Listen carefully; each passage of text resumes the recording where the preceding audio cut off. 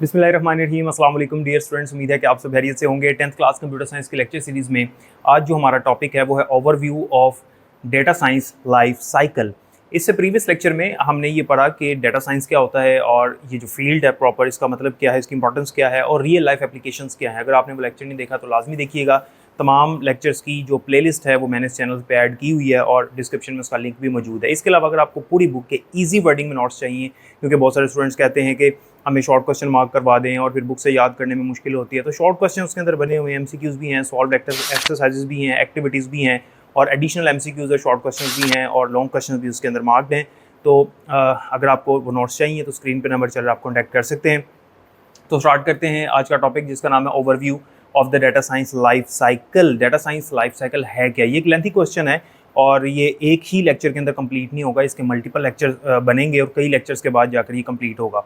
यानी इसके जितने भी स्टेप्स हैं उन सब के ऊपर एक एक प्रॉपर लेक्चर होगा और हमारा पूरा का पूरा चैप्टर जो है उसमें समझ लें कि 80% जो पोर्शन है उसका वो इसी टॉपिक के ऊपर है। तो ये एक समझ लें कि लेंथी क्वेश्चन है। इस चैप्टर से लॉन्ग क्वेश्चन तो आता नहीं है, लेकिन इस पूरे टॉपिक के अंदर से काफ़ी सारे शॉर्ट क्वेश्चंस बनते हैं, तो वो मैं आपको बता दूंगा। अब यहाँ पर जो पहला जो शॉर्ट क्वेश्चन बनता है इस टॉपिक के अंदर वो इसी की डेफिनेशन है डेटा साइंस लाइफ साइकिल की। डेटा साइंस लाइफ साइकिल का मतलब क्या है, तो पढ़ते हैं कि वो है क्या। यहाँ से डेफिनेशन स्टार्ट हो रही है। Data science is not covered in a single step. Data science जो है वो एक स्टेप के अंदर कवर्ड नहीं होती। यानी जब हमने डेटा साइंस का प्रोसेस करना हो, डाटा कलेक्ट करना हो, उसको एनालिसिस करना हो, जो भी ऑपरेशंस हमने परफॉर्म करने हो, वो सिंगल एक स्टेप के अंदर कंप्लीट नहीं हो सकती। उसके लिए हमें एक प्रोसेस से गुजरना पड़ता है जिसके अंदर कई स्टेप्स होते हैं, उसको हम डेटा साइंस लाइफ साइकिल कहते हैं। It follows a series of steps that are helpful in solving a problem. इसके अंदर कुछ स्टेप्स हैं जिनसे हम गुजरते हैं, फिर जाके हमारी कोई प्रॉब्लम सोल्व होती है। This is what we call data science life cycle. इस चीज़ को हम कहते हैं DSLC, यानी डेटा साइंस लाइफ साइकिल। इसकी शॉर्ट फॉर्म है DSLC। फिर आगे आपने यहाँ पर लिखना है कि DSLC usually comprises of the following steps. इसके अंदर कौन कौन से स्टेप्स होते हैं, तो इन स्टेप्स में जो सबसे पहला स्टेप है, step number 1, that is understanding the problem. Second one is collecting data and then cleaning and validating data. Number 4 is analyzing data. Number 5 is interpreting data and number 6 is visualizing and communicating results. तो total हमारे पास 6 steps हैं और हर step को हम एक एक lecture के अंदर जो है वो कवर करेंगे। तो यहाँ तक आपकी जो है ना वो डेफिनेशन बनेगी जो वहाँ से स्टार्ट हुई। वो डेफिनेशन लिखने के बाद 2 लाइनों की आपने इसके स्टेप्स के नाम लिखने हैं और इसके अंदर एक और शॉर्ट क्वेश्चन बनता है कि list the steps of DSLC, यानी DSLC के स्टेप्स के नाम लिखें। और याद रखिएगा क्योंकि ये स्टेप्स हैं, ये एक प्रोसीजर है, प्रोसेस है, तो इसकी तरतीब होती है, तो ये तरतीब आप नहीं चेंज कर सकते। ठीक है, आप इन स्टेप्स की तरतीब नहीं चेंज कर सकते, आपको इसी तरतीब के साथ इन स्टेप्स के नाम याद रखने पड़ेंगे। तो शॉर्ट क्वेश्चन में वो नाम भी पूछ सकता है। तो डेफिनेशन DSLC की और उसके जो स्टेप्स हैं, ये शॉर्ट क्वेश्चन बड़ा इंपॉर्टेंट यहाँ पर बनता है। उसके बाद हम देखते हैं कि अंडरस्टैंडिंग द प्रॉब्लम, ये फर्स्ट स्टेप है हमारा जो कि आज हमने डिस्कस करना है। अंडरस्टैंडिंग द प्रॉब्लम, सबसे पहले हम प्रॉब्लम को अंडरस्टैंड करते हैं, समझते हैं।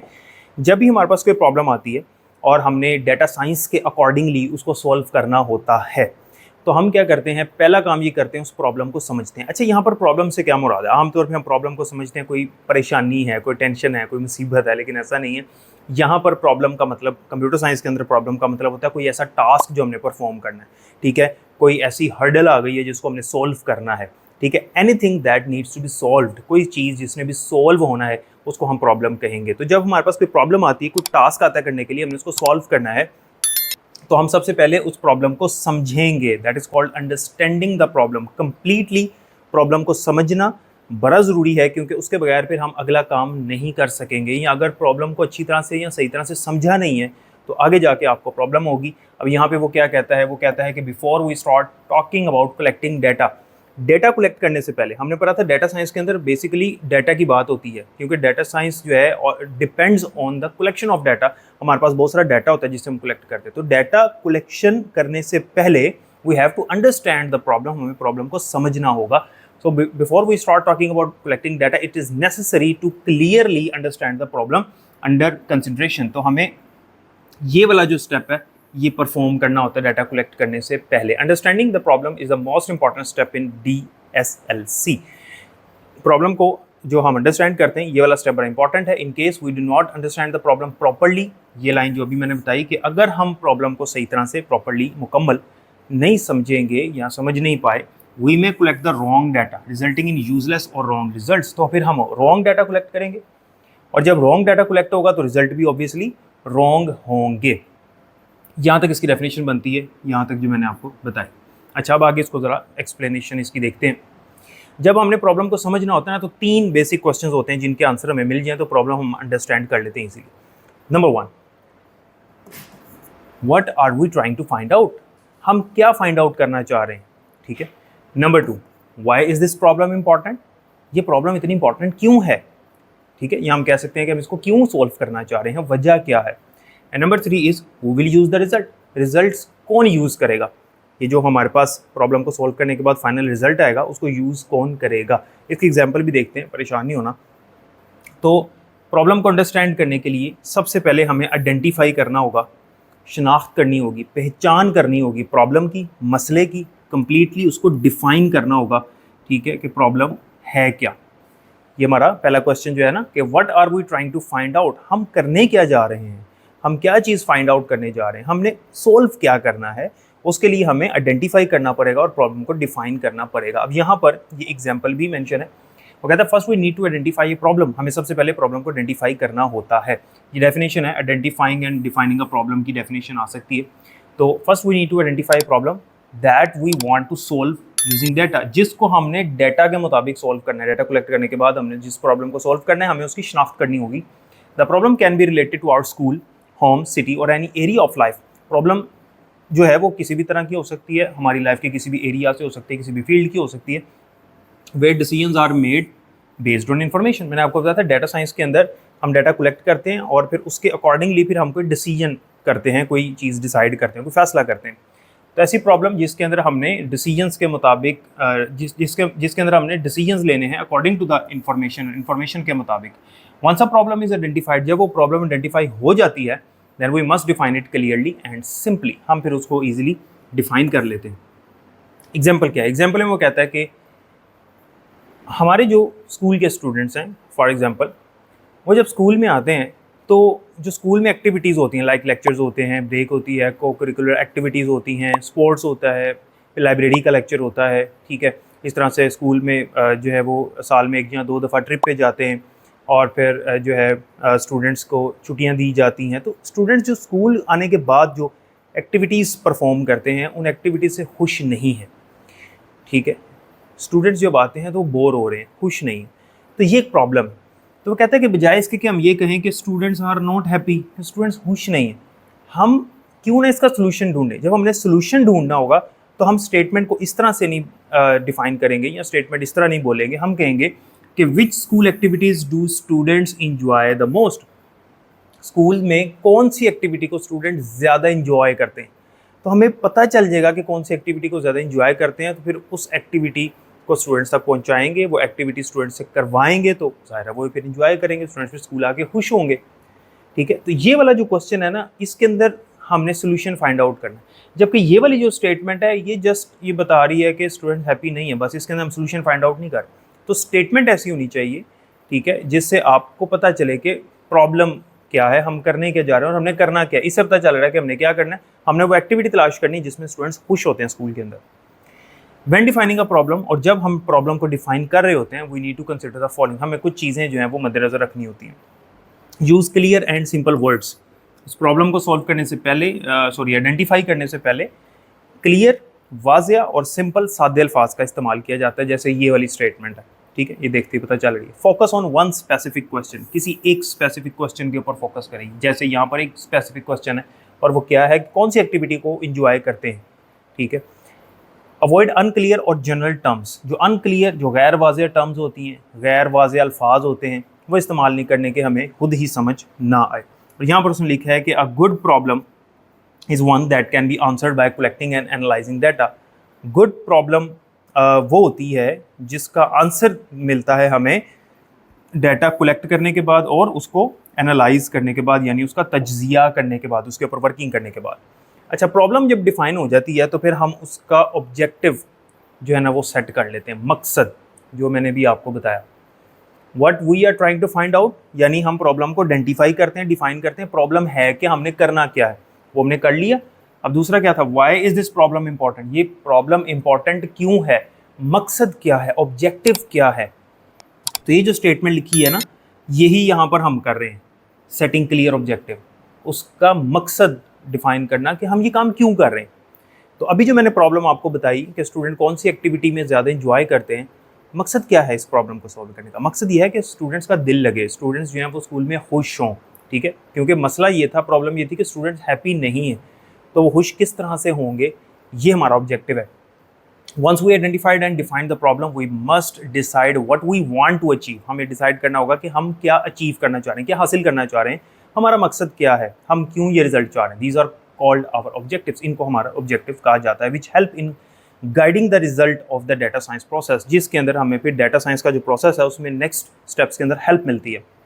They state what kind of data we need, हमें किस तरह का डाटा चाहिए, what questions we will ask, हम कौन से क्वेश्चंस पूछेंगे लोगों से जब डाटा कलेक्ट कर रहे होंगे, तो कौन से क्वेश्चंस पूछेंगे, what results we are looking for, हम किन रिजल्ट्स के बारे में जो है वो तलाश में हैं। For example, for the problem, वो जो प्रॉब्लम अभी हमने देखी कि which school activities do students enjoy the most, हम ये 3 उसके लिए काम करेंगे, ऑब्जेक्टिव हमें मिल जाएगा, मकसद मिल जाएगा। क्या है? Find out how many students participate in each activity. हम एक्टिविटीज़ देखेंगे, जितनी एक्टिविटीज़ हम स्कूल में करवाते हैं उसमें ज़्यादा जो स्टूडेंट्स हैं वो किस एक्टिविटी में पार्टिसिपेट करते हैं, एक तो इससे हमें पता चल जाएगा। Find out which activity is rated as most enjoyable by the students, कौन सी एक्टिविटी के बारे में स्टूडेंट्स ज़्यादा कहते हैं कि हमें ये पसंद है। And number 3 is recommend which activities should be improved और रिप्लेस्ड, कौन सी एक्टिविटीज़ या तो ख़त्म हो जाए, उनकी जगह कोई नई एक्टिविटीज़ लें, क्योंकि वो एक्टिविटीज़ जिनमें स्टूडेंट्स पार्टिसिपेट नहीं करते उनको हम चेंज करेंगे या उन एक्टिविटीज़ को इम्प्रूव करेंगे। तो ये करने के बाद वो कहता है कि right your objectives like a checklist, this helps keep your project focused. आपके जो मकासद हैं उनकी एक चेकलिस्ट बना लें। चेकलिस्ट किसे कहते हैं? जैसे हम यहाँ पर अपने जो जितने भी मकासद हैं उनको लिख लें और साथ जो है वो इस तरह बॉक्सेस बना लें, चेकलिस्ट बना लें। जैसे एक ऑब्जेक्टिव अचीव हो जाए उसको टिक कर लें, ये भी काम हो गया उसको टिक कर लें, ये भी हो गया उसको टिक कर लें। जैसे ये ऑब्जेक्टिव है हमारे, पहला ऑब्जेक्टिव क्या है हमारा कि हमने ये देखना है कि कितने पार्टिसिपेंट्स हैं, यानी कितने स्टूडेंट जो हैं वो पार्टिसिपेट कर रहे हैं एक्टिविटीज़ के अंदर। ये हमने कर लिया, टिक कर दिया, उसको चेक मार्क कर दिया। Find out which activities rated most enjoyable by the students, हमने ये फाइंड आउट कर लिया कि कौन सी एक्टिविटीज़ ज़्यादा इंजॉयबल है, किस एक्टिविटी के बारे में स्टूडेंट ज़्यादा कहते हैं कि ये इंजॉयबल है, तो इसके ऊपर टिक मार्क कर दिया। तो जैसे जैसे हम ये काम करते जाएंगे उनको चेकलिस्ट को ओके करते जाएंगे ताकि हमें पता चल जाए कौन सा काम हमारा हो गया है और कौन सा रह गया है। अब यहाँ पर वो कहता है कि जब हम प्रॉब्लम को अंडरस्टैंड कर रहे होते तो प्रॉब्लम जो है वो स्कूल की भी हो सकती है, एग्जाम्पल अभी हमने स्कूल की है, लेकिन वो बिजनेस में भी हो सकती है, रियल लाइफ के अंदर हो सकती है, किसी भी तरह की हो सकती है। अब ये जो नीचे टेबल है ये क्या कह रहा है? ये प्रॉब्लम और उसके ऑब्जेक्टिव्स को डिफाइन कर रहा है। अब यहाँ से प्रॉब्लम और उसके ऑब्जेक्टिव्स की आपको इजीली समझ आ जाएगी। अच्छा, ऑब्जेक्टिव्स तक हम तब पहुँचेंगे जब हमने प्रॉब्लम को आइडेंटिफाई किया होगा, डिफाइन किया होगा, प्रॉब्लम को समझा होगा, प्रॉब्लम को शिनाख्त कर लिया होगा, प्रॉब्लम है क्या। अब उसके ऑब्जेक्टिव्स की तरफ आए हुए हैं हम। फॉर एग्जाम्पल स्कूल के अंदर वो कहते हैं many students arrive late at school, बहुत सारे स्टूडेंट्स जो हैं वो स्कूल में लेट आते हैं, ये एक प्रॉब्लम है। ऑब्जेक्टिव्स क्या हैं, मकासद क्या हैं, अब हमने करना क्या है। Find out how many students arrive late in month, कितने स्टूडेंट्स एक महीने में लेट आते हैं। नंबर ऑफ स्टूडेंट्स पता करो कितने हैं, ज़्यादा हैं या कम है, कितनी तादाद है। Identify reasons for being late, ये लेट क्यों आते हैं, उन स्टूडेंट्स की रीजंस जानेंगे, क्योंकि जब वो लेट आए होंगे हमने लिखवाया होगा क्यों लेट आए, ये पूछा होगा, रीज़न जानेंगे, वजह क्या है, क्या ट्रांसपोर्ट का मसला है, क्या वो डिस्टेंस का मसला है, स्टूडेंट स्कूल से दूर रहते हैं, कोई इमरजेंसी है, कोई वेदर का इशू है, वजह क्या है, इस महीने में बच्चे इतने लेट क्यों आए। And number 3 suggest solution to reduce the late arrivals, तो जब हमें पता चल जाएगा ज़्यादातर स्टूडेंट्स का ये मसला है फिर उसका हम सोल्यूशन निकालेंगे। डाटा कलेक्ट किया ना हमने स्टूडेंट से डाटा कलेक्ट किया, वजूहात पूछी, नंबर ऑफ स्टूडेंट्स जाने कितने लेट है, तो फिर उनका हमने सोल्यूशन निकाल लिया। तो ये स्कूल वाली प्रॉब्लम और उसके ऑब्जेक्टिव्स। हेल्थ, सेहत के शोबे के अंदर many students are not drinking enough water during school hours, बहुत सारे स्टूडेंट्स जो हैं वो स्कूल के टाइम पर पानी ज़्यादा नहीं पीते या बिल्कुल नहीं पीते। Collect data on how much water students drink daily, data collect करना पड़ेगा कि स्टूडेंट्स जो हैं वो डेली रूटीन में कितना पानी पी रहे हैं, ठीक है। Find out reasons for low water intake, reason जानेंगे क्यों कम पानी पी रहे हैं, क्या पानी उनको यहाँ पे स्कूल में पसंद नहीं आ रहा, क्या पानी का जो टेम्परेचर है वो गर्म होता है, टेम्परेचर ज़्यादा लो होता है, ज़्यादा ठंडा होता है, वजह क्या है। Recommend steps to promote healthy habits, तो फिर हम सोल्यूशन निकालेंगे कि हेल्दी हैबिट्स भी अपनाएं स्टूडेंट्स, यानी पानी ज़्यादा पिएं। हो सकता है पानी क्लासरूम से दूर हो, इस वजह से भी बच्चे नहीं जा रहे, हो सकता है कि टीचर जाने नहीं दे रहा, बहुत सारी वजूहात हो सकती है। वो रीज़न जानेंगे, डाटा कलेक्ट हो जाएगा, फिर उसको सोल्यूशन निकाल लेंगे। एंड देन बिजनेस, कारोबार के अंदर क्या है, school canteen wants to know which snacks students like the most. एक कैंटीन है, उसने जानना है कि स्टूडेंट्स जो है वो कौन से स्नैक्स ज़्यादा पसंद करते हैं ताकि वो वाले स्नैक्स ला के रखे। उसके लिए क्या करेगा, सर्वे करेगा, स्टूडेंट से पूछेगा कि आपके फेवरेट स्नैक्स कौन से हैं। Compare popularity and sales data, फिर पॉपुलैरिटी देखेगा कि जो स्नैक्स ये पसंद कर रहे हैं वो पॉपुलर है भी या नहीं है और इसकी कितनी सेल होती है आमतौर पे बाहर दुकानों पे। Help canteen manager make smart ordering decision, इससे उसको हेल्प मिलेगी कि वो स्मार्ट डिसीजन ले सके। अच्छा, जो कुछ हमने अभी पढ़ा इसके अंदर, इस टॉपिक के अंदर अंडरस्टैंडिंग द प्रॉब्लम के अंदर, उसको समराइज करके उसने 4 लाइनों में यहाँ पर लिखा हुआ। Number 1, the first step in any data science project is to understand the problem. हमने ये देखा कि जो डाटा साइंस है उसके अंदर जो पहला स्टेप है वो क्या है, प्रॉब्लम को अंडरस्टैंड करना। ठीक है, और अंडरस्टैंड करने के लिए हमें उसको आइडेंटिफाई और डिफाइन करना होता है, और सेटिंग क्लियर गोल्स और ऑब्जेक्टिव्स, गोल या ऑब्जेक्टिव, जो उसके क्लियर ऑब्जेक्टिव्स हैं, मकासद हैं, उसको हम सेट कर लेते हैं ताकि हम उसके सोल्यूशन तक पहुंच सकें। Number 2, we must define the problem clearly and set specific goals. ये मैंने आपको बता दिया। ठीक है, अंडरस्टैंड करने के लिए हमें प्रॉब्लम को डिफाइन करना होगा और स्पेसिफिक गोल यानी उसके जो ऑब्जेक्टिव्स हैं उनको सेट करना होगा।